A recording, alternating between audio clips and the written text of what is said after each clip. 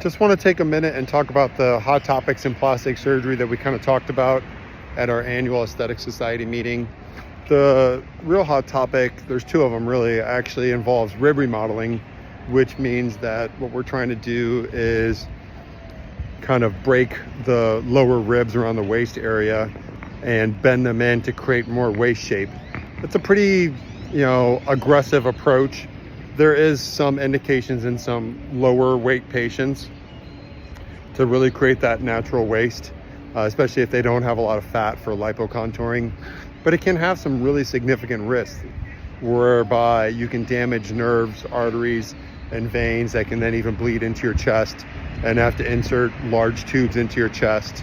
And you may require monitoring after surgery. So it's definitely something that you'd have to have an honest discussion about and really understand what you're getting into before you do that procedure.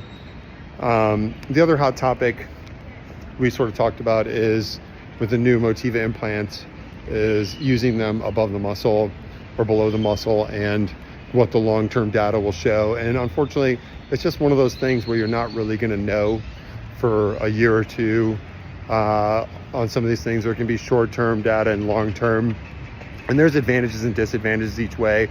I think at the end of the day, the real key is finding the best surgeon, not necessarily the individual techniques or thinking, okay, I can just go to 2 or 3 different people and one said this way, one said that way. I think you really got to understand that each of these procedures can mean so many different things in one surgeon's hand, and that you really need to find a high quality surgeon, because a lot of the talk was also on revisions. Implants carry a very high revision rate, especially if lifts are needed.